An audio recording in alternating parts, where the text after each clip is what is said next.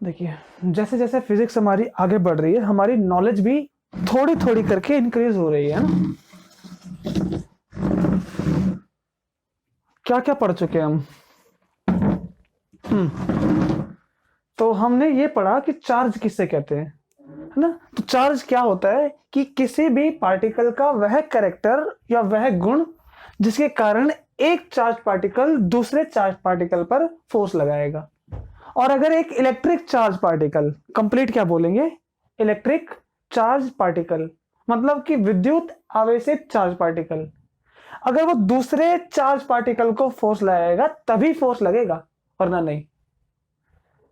अच्छा, जैसे कल हमने देखा कि अगर मैं इसको रब करके चार्ज कर देता हूं और इसको मैंने चार्ज नहीं किया तो दोनों में कोई फोर्स नहीं लगेगा, लेकिन इसको भी चार्ज कर दिया, इसको भी चार्ज कर दिया, दोनों के दोनों फोर्स लगाएंगे। फोर्स के क्या रिजल्ट होंगे, तो रिजल्ट ये होगा, या तो ये अट्रैक्ट होगा या तो ये रिपेल होगा। रिपेल कब होता है, जब दोनों में सेम चार्ज हो। अट्रैक्ट कब करेगा, जब अपोजिट हो, मतलब अनलाइक चार्ज। ओके, यहां पर देखो मैंने लिखा सब एटॉमिक पार्टिकल क्या होते हैं। तो पार्टिकल जो हमने पढ़ा एटम, एटम के ये 3 अंदर के पोर्शन, ये वीडियो में मैंने डाला हुआ है।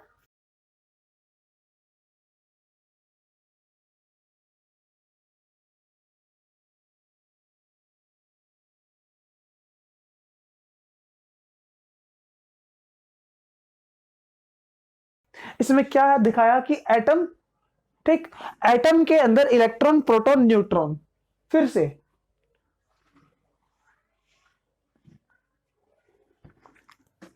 देखिए, एक मैटर, इसको तोड़ तोड़कर हम सबसे छोटे पार्ट पर पहुंचेंगे जो दिखता नहीं है, वो क्या है, एटम।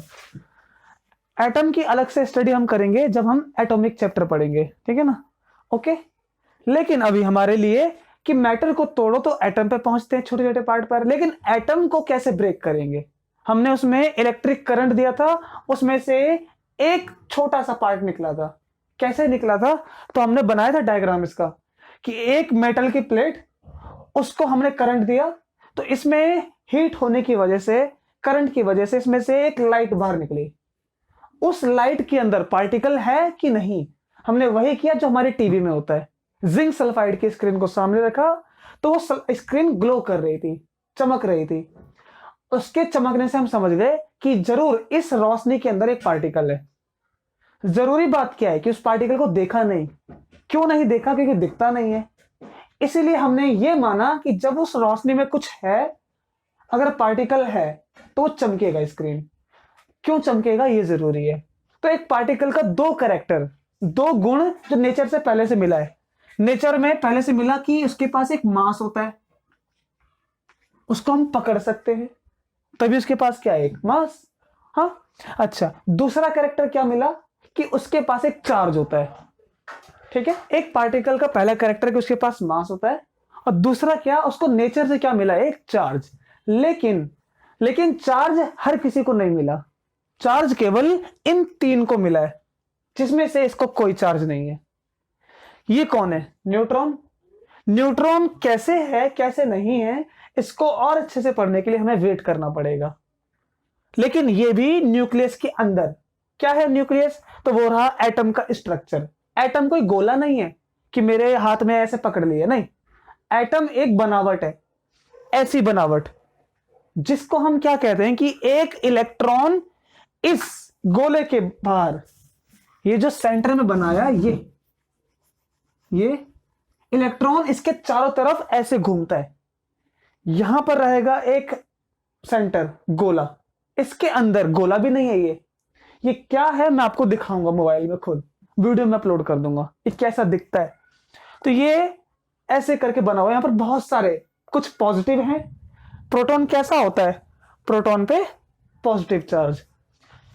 न्यूट्रॉन, इसके साथ में दोनों होते हैं, ये प्रोटॉन और न्यूट्रॉन, ये दोनों एक ही जगह पर होते हैं।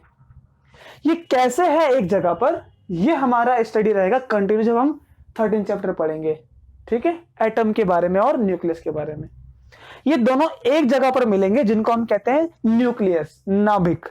एक जगह पर, और इससे काफी दूर। कितनी दूर? तो आंसर है 10,000 टाइम्स, 10,000 गुना ज्यादा दूर इलेक्ट्रॉन इसके चारों तरफ घूमता है।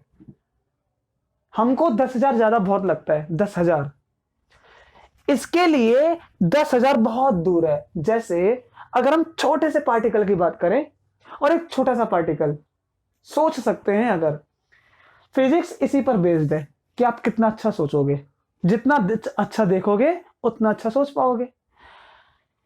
यहां पर जो प्रोटॉन है ये तो वैसे भी बहुत छोटा है, ये भी बहुत छोटा है, तो इनके बीच में गैप 10,000 गुना ज्यादा है, लेकिन ये हमारे लिए बहुत छोटे हैं और हम सन के लिए बहुत छोटे हैं। अगर उदाहरण के लिए माने, एग्जांपल के लिए, कि सन और हमारा मान लो, इसी तरह से इलेक्ट्रॉन भी इसके चक्कर लगाते जा रहे हैं। तो इलेक्ट्रॉन की क्या स्पेशलिटी है? तो आंसर है कि एक पार्टिकल है। अगर पार्टिकल है तो दो कैरेक्टर, उसके पास क्या है? पहला मास, और इसके कारण वो ग्रेविटेशन, गुरुत्वाकर्षण बल लगाएगा। दूसरा, इसी को और इसको, इन दोनों को स्पेशली क्या मिला है? चार्ज। इनके पास ये प्रॉपर्टी है, चार्ज। कैसे है इसकी स्टडी चलती है, इसको हमें अभी नहीं पढ़ना कैसे है, लेकिन इनकी प्रॉपर्टी को जानना है। जानने के बाद उसको समझना है, समझने के बाद सोचेंगे सही कि गलत। अभी क्या सुनने को मिलता कि इनके पास चार्ज है ना? तो चार्ज क्या होता है? कैरेक्टर होता है किसी पार्टिकल का। मास, जैसे अब अगर ये एक पार्टिकल है, ये ठीक, इसके पास चार्ज है, तो मुझे एक आंसर दो, क्या इसके पास मास नहीं है? इसके पास वजन नहीं है? वजन है। पार्टिकल के पास ये हमेशा रहेगा, ये जोड़ लो, इसके पास भी, क्योंकि पूरा यूनिवर्स किससे बना है? छोटी छोटी चीजों से मिलके। वो सब छोटी चीजें सब में कॉमन है।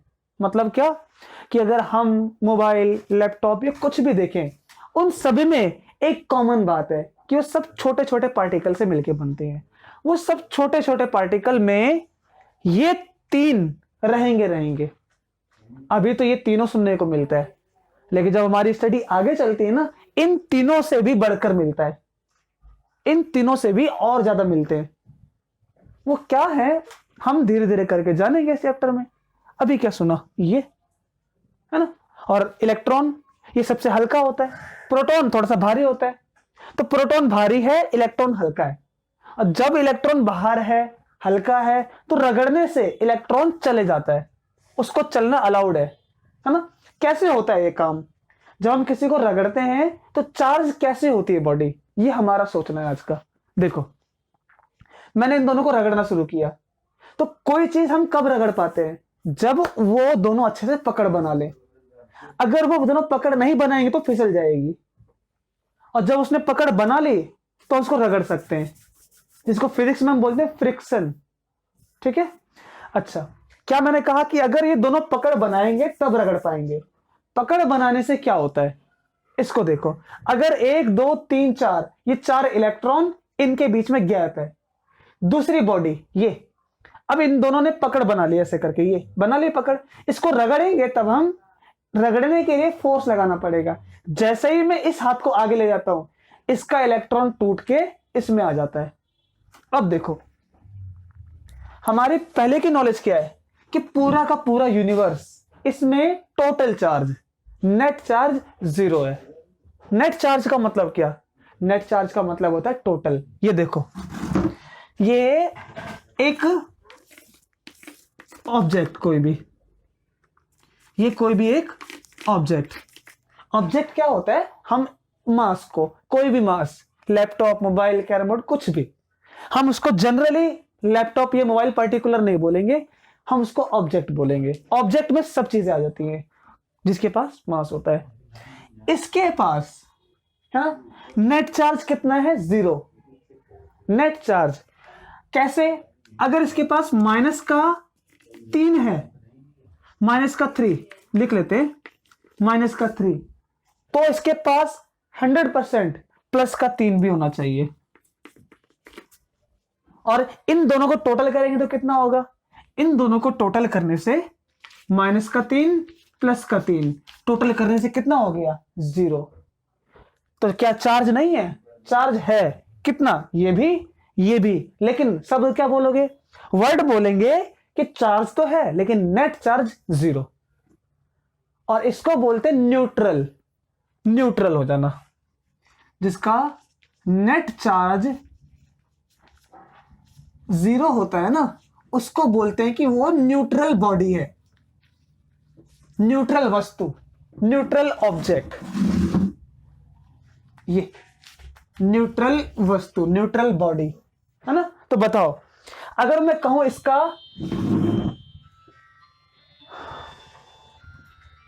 देखिए मैंने कहा था आपसे, अगर इसका नेट चार्ज 0 है तो क्या मतलब है, क्या इसके पास चार्ज नहीं है, चार्ज तो है लेकिन नेट चार्ज कितना बोलेंगे, 0। और ये वर्ड बोलना आना चाहिए क्योंकि ये फिजिक्स में हम यूज करते हैं। नेट चार्ज कितना, 0, तो क्या बोलेंगे इसको कि ये न्यूट्रल है।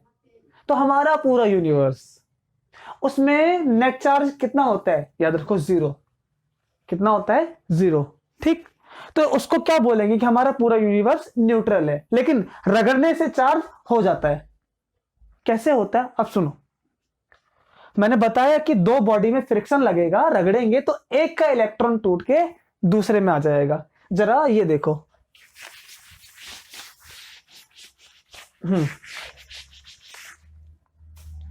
ये इसमें बहुत सारे इलेक्ट्रॉन है, और इलेक्ट्रॉन है तो प्रोटॉन भी है।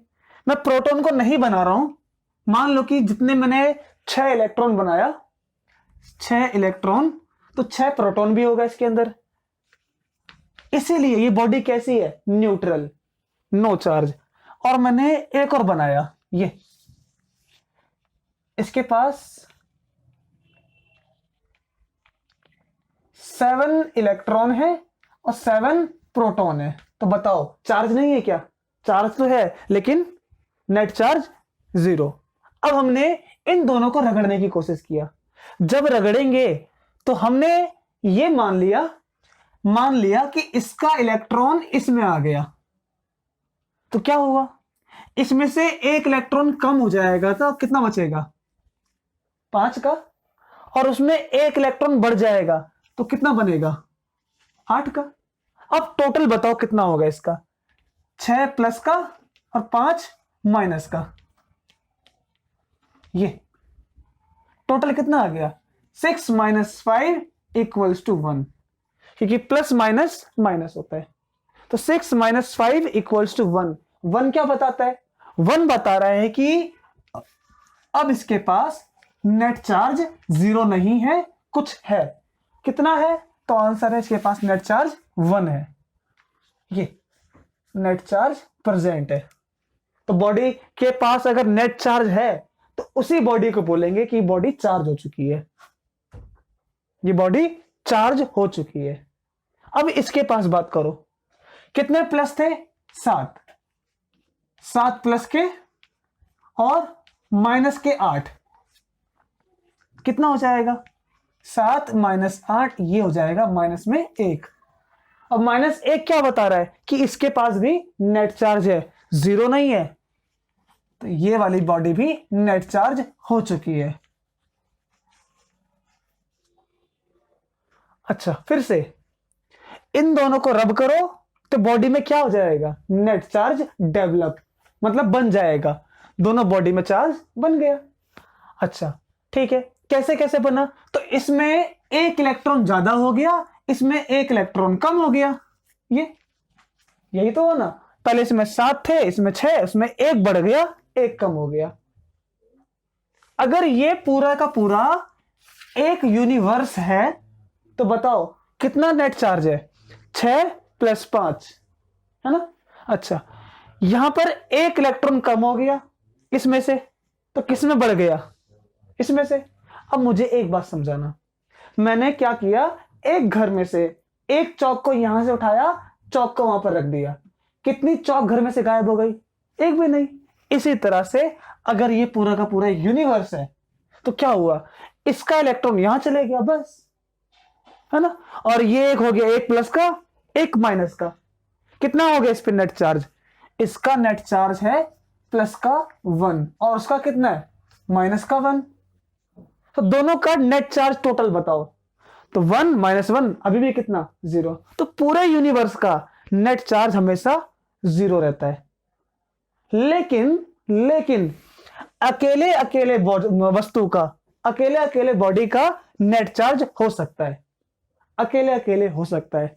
अकेले चार्ज है क्या? हाँ, ये भी चार्ज है, हाँ, लेकिन पूरे यूनिवर्स का चार्ज 0। पूरे यूनिवर्स का चार्ज 0 हमेशा। ठीक है, अच्छा कैसे? 6 प्रोटॉन, इसके पास पहले कितने थे? 6 इलेक्ट्रॉन, तो 6 प्रोटॉन 6 इलेक्ट्रॉन। इसके पास कितना था? 7 प्रोटॉन 7 इलेक्ट्रॉन, है ना? कितने इलेक्ट्रॉन होने चाहिए?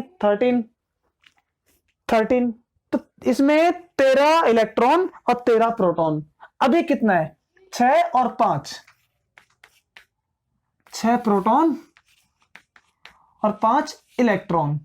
उसका बताओ। 7 प्रोटॉन और 8 इलेक्ट्रॉन। अब पढ़ो, 6 और 7 अभी भी 13 है, 8 और 5 अभी भी 13 है ना? 13 पहले भी था, 13 अभी भी है, 13। क्या कोई चार्ज यूनिवर्स में से कहीं गायब हुआ? नहीं। क्या कोई चार्ज आया? नहीं आया। लेकिन अकेले अकेले बॉडी पर चार्ज आएगा भी और जाएगा भी। क्या समझ में आया? जैसे ही इसका इलेक्ट्रॉन चल के यहां पर आ गया, अब वर्ड सुनना, जैसे ही इलेक्ट्रॉन चल के आया, इसका नेट चार्ज ऑटोमेटिक प्लस का हो गया और इसका नेट चार्ज माइनस का हो गया। देखो, और ये प्लस का है ना? इससे क्या पता चल रहा है? इससे ये पता चलेगा कि अगर किसी बॉडी में नेगेटिव चार्ज हुआ तो ऑटोमेटिक दूसरी बॉडी कैसी बन जाएगी? प्लस वाली। अगर किसी का नेगेटिव हुआ तो दूसरी वाली ऑटोमेटिक क्या बन जाएगी? प्लस वाली। जैसे कल मैं बताया था, इसको रब करो, अगर ये नेगेटिव तो ये वाली कौन सी? पॉजिटिव। क्यों? ये रूल। जरूरी नहीं कि एक जाए, एक साथ 2 भी जा सकता है, एक साथ 3 भी जा सकता है, लेकिन 3 जाएगा तो 3 का नेगेटिव 3 का प्लस, है ना? इस तरह से पूरी दुनिया काम कर रही है। जब कोई चार्ज यूनिवर्स से गायब नहीं हुआ, उसको बोलते हैं संरक्षण होना, संरक्षित, मतलब कंजर्व होना, बचा के रखना। ठीक, इसको लिखते हैं छोटा सा, आवेश संरक्षण का नियम, मतलब law of conservation of charge. क्या लिखा है कि नेट चार्ज पूरे यूनिवर्स का कभी भी खत्म या बनाया नहीं जा सकता है ना? क्या होता है, या तो एक बॉडी पे अगर नेगेटिव चार्ज आता है तो वहीं दूसरी वस्तु पर पॉजिटिव चार्ज, एक नेगेटिव तो दूसरा पॉजिटिव, क्या ये बन गया? नहीं। पूरा का पूरा नेट चार्ज, मैंने क्या लिखा है? Net charge. ये बात बहुत जरूरी है। चार्ज तो बन जाएगा लेकिन नेट चार्ज हमेशा 0 रहेगा, क्योंकि एक का नेगेटिव तो दूसरे का पॉजिटिव, पूरे यूनिवर्स का प्लस माइनस करके 0। अच्छा, ये देखो, अब हम इस चीज को देखेंगे ना कि जो चार्ज होता है, कोई भी चार्ज, वो क्या है? वो किसी पार्टिकल का गुण है। पार्टिकल का ना, तो पार्टिकल के पास क्या होता है? पार्टिकल के पास मास होता है, उसको पकड़ सकते हैं, उसका वजन होता है, ये होता है ना? अच्छा, जब किसी पार्टिकल के पास मास है तो क्या होगा? यहां से इलेक्ट्रॉन यहां आ गया ना? तो कौन चल के आया? एक पार्टिकल, तो यहां से पार्टिकल कम हो गया। पार्टिकल कम हो गया, इसका मतलब कि इसमें से मास कम हो गया, इसमें से, तो ये हल्का हो जाएगा और ये वाला थोड़ा सा भारी। क्या समझ में आया? कि जिसमें से इलेक्ट्रॉन निकल के जाएगा, कि इलेक्ट्रॉन के पास भी मास होता है। कितना मास होता है? बहुत कम होता है हमारे तुलना में, लेकिन उसका मास अपने लिए ज्यादा है, ठीक है ना? लेकिन मास तो है। अगर इलेक्ट्रॉन यहां से यहां जाएगा तो क्या हो जाएगा? इसमें से मास कम हो जाएगा, मतलब मास ये कम हो जाएगा और यहां पर मास बढ़ जाएगा। क्यों? क्योंकि ये पार्टिकल है, इसके पास मास होता है। तो क्या हुआ? इसमें से मास कम हो गया और इसमें मास बढ़ गया। प्लस दूसरा क्या बोलना है? दूसरा ये बोलना है कि जिसमें इलेक्ट्रॉन गया उसमें एक माइनस का चार्ज आ जाएगा, और जिसमें से खत्म हो गया उस पर ऑटोमेटिक एक प्लस का, क्योंकि यहां पर कौन जीतेगा? यहां पर प्लस वाला जीत जाएगा। अगर 2 प्लस के दो माइनस के, तो एक खत्म हो गया माइनस का, दो प्लस के एक माइनस का, तो दो और माइनस एक एक होता है, और इसमें एक बढ़ जाएगा। तो ये दोनों बात आपको याद रखना है। इसीलिए जब कोई वस्तु चार्ज होती है तो एक वस्तु जिस पर नेगेटिव चार्ज होता है उसका द्रव्यमान बढ़ जाता है, कम हो जाता है। जिस पर नेगेटिव चार्ज होता है, एक मिनट फिर से, जब कोई वस्तु चार्ज होती है तो एक वस्तु जिस पर नेगेटिव चार्ज होता है, इस पर नेगेटिव चार्ज होता है, तो उसका द्रव्यमान बढ़ जाता है क्योंकि इसका मास बढ़ जाएगा। ठीक है, इसका मास बढ़ जाता है ये, और पॉजिटिव चार्ज वाली वस्तु का मास कम हो जाता है।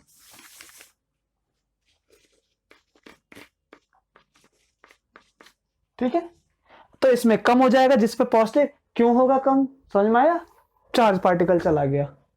अब इससे निकल के हमारे पास एक इलेक्ट्रॉन क्या कर रहा है, वो बहुत सारी चीजें हमें पढ़वा रहा है। क्या क्या पढ़वाता है, मास कम होना, चार्ज होना, चार्ज मत होना। चार्ज होने से क्या होता है, एक इलेक्ट्रिक फोर्स, और उसकी पूरी पूरी स्टडी हमें करनी पड़ेगी। कल डिस्कस किया था हमने कि इलेक्ट्रिसिटी क्या क्या है, तो हमने उसमें ब्रांच देखा है कि जिसको हम पढ़ रहे हैं अभी, उसमें चार्ज रुका हुआ है, तब पढ़ेंगे हम। और जब चार्ज रुका होता है ना, तो उसकी स्टडी क्या होती है, इलेक्ट्रोस्टैटिक, है ना। स्टैटिक मतलब रुका होना, और कौन रुका है, इलेक्ट्रॉन, इलेक्ट्रोस्टैटिक। अच्छा, ये कैसे बना था ना, अब सुनो। क्या किया था हमने, एक एम्बर, ग्रीक वर्ड है एम्बर, ग्रीक में, उसको रगड़ने से वो क्या होता था उससे, तो सुनो। एक बड़ा मजेदार खेल खेलते थे लोग पहले। वो क्या करते थे ना, अपनी बॉडी को, वो एम्बर का कपड़ा पहन के आते थे, वो अपनी बॉडी को ऐसे रब करके जाके किसी फ्रॉग को छूते थे, और फ्रॉग ना जाने वो ऊट पटांग ऐसे उछलता करता था, उछला करता था, और लोग उसको एंजॉय करते थे, फन करते थे। But they do not know, उनको नहीं पता था कि हो क्या रहा है, कि उस फ्रॉग को करंट लग रहा है। क्यों, क्योंकि हमने जैसे हमारी बॉडी चार्ज हो गई है, उसको छुआ तो हमारा बॉडी का चार्ज उसमें चले गया। चार्ज कैसे जाता है, कैसे ट्रांसफर होता है, ये पढ़ना है हमें। और एम्बर जो था ना, उसका ग्रीक वर्ड मतलब होता है इलेक्ट्रिक, और उसी से इलेक्ट्रॉन। एनीवे, ये दूसरी बात है, हमें इलेक्ट्रॉन के बारे में और कुछ जानना है। क्या क्या समझ में आया, इलेक्ट्रॉन ट्रांसफर होगा जिस बॉडी में, वो माइनस हो जाएगी, साथ में मास लेके जाएगा क्योंकि उसका खुद मास होता है। दूसरा, इलेक्ट्रॉन न्यूक्लियस के बाहर वाले हिस्से में चक्कर लगाता है। ठीक है, और इसका चार्ज कितना होता है, नेगेटिव। ये सब बातें अब हम इसको लिखते हैं। ठीक है, ओके, कोई बात नहीं। हाँ, अब देखिए, इलेक्ट्रॉन हमारे लिए ना बहुत ही अच्छा खासा इस स्टडी को आगे ले जाने के लिए रेस्पॉन्सिबल है। हम अक्सर इलेक्ट्रॉन के चलने की बात करते हैं, इलेक्ट्रॉन से करंट बनने की बात करते हैं। हमारे पास जो फिनोमिना मोस्टली इस चैप्टर की हैं, वो किसके ऊपर बेस्ड है, इलेक्ट्रॉन। क्योंकि ये चार्ज पार्टिकल क्या काम में आ रहा है, इसको थोड़ा थोड़ा देखते हैं। इसके बारे में जो मैंने लिखा है उसको हम इलेक्ट्रॉन सिद्धांत कहते हैं, इलेक्ट्रॉन्स थ्योरी। ठीक है, पहले जो इसके बारे में लिखी गई बात है वो क्या है कि इलेक्ट्रॉन न्यूक्लियस के चारों ओर चक्कर लगाता है, और ये सच है। ठीक, दूसरा, इलेक्ट्रॉन एक पार्टिकल है जिसके पास मास होता है, उसका मास ये इतना होता है। ये आपको भी याद रखने का जरूरत नहीं है, कैसे है ये, इसको डिस्कस करना है हमें। अच्छा, इसको क्या इसमें जानना है, इसमें जानना है कि इलेक्ट्रॉन के पास मास होता है, ये जरूरी है। इलेक्ट्रॉन का चार्ज नेगेटिव होता है, और उसके पास जो चार्ज होता है वो इतना होता है। ये क्या है अभी पता चल जाएगा। ये इलेक्ट्रॉन का चार्ज क्या पढ़ते हैं इसको, 1.67 इंटू 10 की पावर माइनस में 19। अच्छा, आगे, किसी वस्तु के चार्ज होने का मुख्यतः मेन कारण क्या है, कि इलेक्ट्रॉन किसी बॉडी से चल के दूसरी बॉडी में चला जाता है, तो बॉडी नेगेटिव, दूसरा पॉजिटिव, तो इलेक्ट्रॉन मेन रीजन है, मेन कारण माना जाता है। और जिस वस्तु में इलेक्ट्रॉन की अमाउंट ज्यादा होता है ना, जैसे कि किसी के पास 7 इलेक्ट्रॉन है और 3 प्रोटॉन, कंपैरिजन, किसी का अमाउंट ज्यादा होना ये डिपेंड करता है कि किससे कंपेयर कर रहे हो, किससे तुलना करते हैं। इलेक्ट्रॉन का अमाउंट ज्यादा है किससे? प्रोटॉन से, तो जाकर वो बॉडी का नेट चार्ज नेगेटिव हो जाता है, ये नेगेटिव माना जाता है। कंपेयर करना है, ठीक है ना। अच्छा, अब हम अपनी फिजिक्स को डेवलप करके थोड़ा सा और पढ़ते हैं आगे, जहां पर हम अब थोड़े बहुत नंबर की, मैथमेटिकल टर्म की बात करेंगे। ठीक, सबसे पहले इसकी वैल्यू और सारी प्रोसेस अब डिस्कस करना है, फिजिकल फिनोमिनन को। ओके, सो लेट्स वी सी क्या होती हैं। ओके, देखिए अब थोड़ा सा हम काउंट पे आते हैं। चार्ज को लिखने का सिंबल क्या बनाते हैं हम? क्यू, कैपिटल से या तो स्मॉल क्यू से। ये क्यों लिखा गया है तो सुनो, क्योंकि हमें पता है इलेक्ट्रॉन का चार्ज हम ई से दिखाते हैं, प्रोटॉन का प्लस पी से। कौन सा चार्ज है हमें इससे मतलब नहीं है, कोई भी हो सकता है। तो हमने जनरल का मीनिंग कि कोई भी चार्ज हो हम उसको क्यू लिखेंगे। अगर वो इलेक्ट्रॉन है तो क्यू को हम इलेक्ट्रॉन लिख देंगे, अगर वो प्रोटॉन है तो इस क्यू को हम प्रोटॉन लिख देंगे। अच्छा, इसमें से आप छोटा वाला भी स्मॉल क्यू भी यूज कर सकते हैं, लेकिन कौन सा कब करना है इसका भी अपना अपना तरीका है, जब मन किया तब कर लिया। ठीक, अच्छा दूसरी ओर चार्ज को हम काउंट कर सकते हैं, किसी बॉडी में कितना चार्ज, 1 2 3 की 4 ऐसे करके बहुत सारे, इसीलिए जिसको हम काउंट कर सकते हैं उसको क्वांटिटी कहते हैं। तो क्वांटिटी क्या है? जिसको हम काउंट कर सकते हैं, है ना। जैसे अगर हम बात करते हैं किसी के नंबर गिनने के लिए, तो नंबर को हम गिन सकते हैं। किसी के वजन को तौलने के लिए, उसका वजन कितना है हम उसको भी गिन सकते हैं। तो जिनको हम गिन सकते हैं उसको हम क्वांटिटी कहते हैं। अच्छा, क्वांटिटी है तो क्वांटिटी को नापते किस में? जैसे हम अगर शॉप पे जाते हैं ना, तो शॉप पर हम क्या कहते हैं कि हमें ये सामान चाहिए, जैसे पोटैटो, आलू, हाँ, हमें वो 2 kg चाहिए, 2 किलो। तो किलो, ये केजी क्या है? वो केजी एक ऐसा है जिसने हमें नापने के लिए हेल्प किया। अगर हम किसी शॉप पर गए, हमने कहा कि हमें इतना बड़ा स्केल दे दो, वो नहीं समझेगा, है ना। ऐसे कैसे बताएंगे? इतना छोटा स्केल, इतना बड़ा स्केल नहीं बताएंगे, उसको हमें नंबर में बताना पड़ता है कि 1 स्केल दे दो। 1 स्केल थोड़ा अजीब लगता है, 1 मीटर का स्केल दे दो, ये समझ में आता है। तो मीटर ने स्केल को कितना है नापने के लिए मदद किया, मीटर ने। ऐसे किलोग्राम पोटैटो को नापने के लिए हेल्प करता है। तो जो हमें क्वांटिटी को नापने में हेल्प करता है उसको हम यूनिट कहते हैं। तो यूनिट क्या है? एक रेफरेंस। रेफरेंस कौन होता है? जो हमें नापने के लिए मदद करता है। एक रेफरेंस जो हमें क्वांटिटी को नापने में हेल्प करता है। तो क्वांटिटी को नापेंगे तो उसको क्या बोलेंगे? इसकी यूनिट कितना। तो ऐसे ही चार्ज को नापने के लिए यूनिट कितना? कूलम। किसी का वजन नापना है, मास, उसको नापने के लिए किलोग्राम। टाइम को नापना है, उसका यूनिट क्या? सेकंड। टेम्परेचर को नापना है, उसका यूनिट क्या? सेल्सियस। तो यूनिट क्या कर रहा है उसको नापने के लिए? हेल्प। इतना सेल्सियस, इतना किलोग्राम, ऐसे। रफ्तार को नापना है तो मीटर पर सेकंड, दूरी नापनी है तो किलोमीटर, सेंटीमीटर, मीटर। तो ये मीटर सेंटीमीटर हो, इनको हम यूनिट कहते हैं। ठीक, इसी तरह से चार्ज को काउंट करना है, उसका तरीका क्या है, उसका फॉर्मूला। फॉर्मूला किसके लिए बनता है इसको हम नेक्स्ट क्लास में पढ़ेंगे, जब हम कल की क्लास के लिए क्वांटिटी, यूनिट और फॉर्मूला किसके लिए बनता है फॉर्मूला उसको पढ़ेंगे। फॉर्मूला क्या करता है इसको भी देख लेंगे। अभी क्या दिखता है कि फॉर्मूला क्या है? Q इक्वल्स N इंटू में E, ये इंटू में, मल्टीप्लाई में, ऐसे करके N मल्टीप्लाई में E, जैसे 2 गुणे में 2 होता है ना, ऐसे ही ये। और इसको हम मल्टीप्लाई करके NE लिखते हैं। जब मल्टीप्लाई नहीं लगा समझ जाओ वहां पर क्या है? मल्टीप्लाई है। अच्छा, यहां देखो, जो Q है वो क्या है? किसी बॉडी का टोटल चार्ज। E क्या है? इलेक्ट्रॉन का चार्ज। जो कितना होता है ये 1.67 इंटू 10 की पावर घात -19। और n क्या होता है? n का मतलब कि इलेक्ट्रॉन की संख्या, कितने इलेक्ट्रॉन हैं ये बताएगा, 2 कि 3 ऐसे करके। उसका एक एग्जांपल देखो, जैसे अगर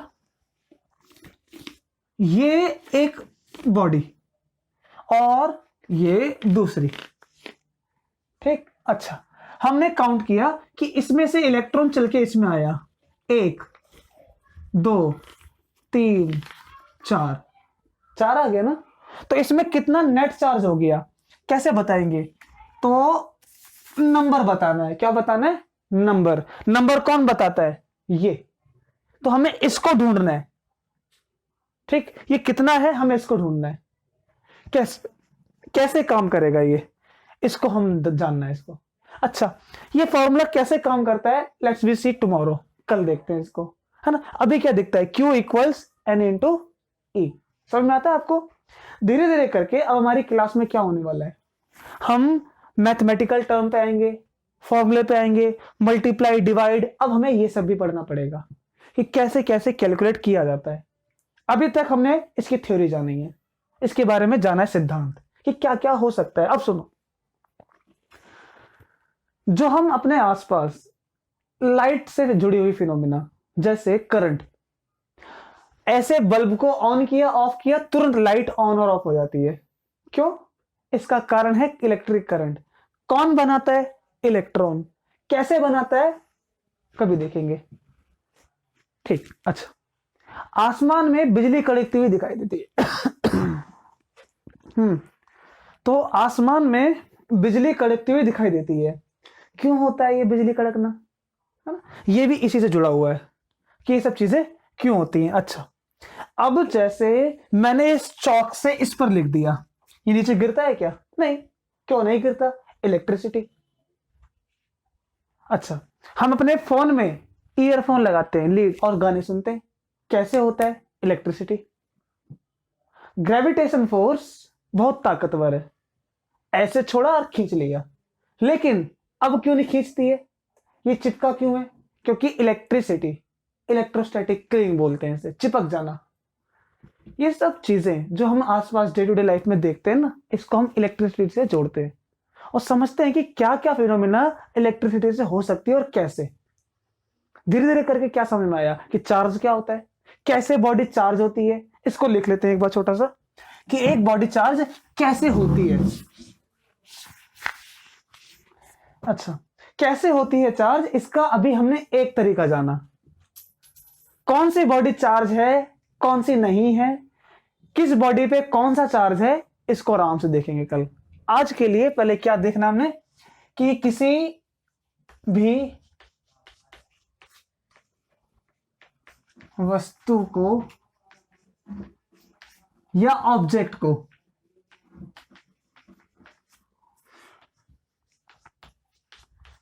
चार्ज करने का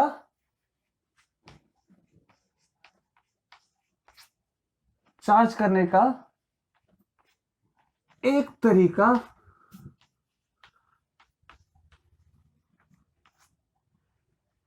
तरीका हमारे पास है,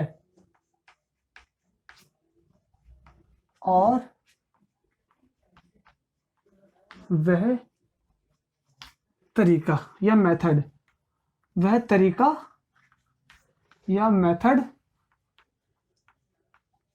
रबिंग होता है। ये रबिंग होता है और इसको हम बोलते हैं कि इसको रगड़ के चार्ज करना, ठीक है ना। तो एक तरीका ये है, कल और बहुत सारे देखेंगे, ठीक। तो अभी के लिए इतना पढ़ के नेक्स्ट क्लास से इसको पूरा करना है और, ठीक है। Okay, let's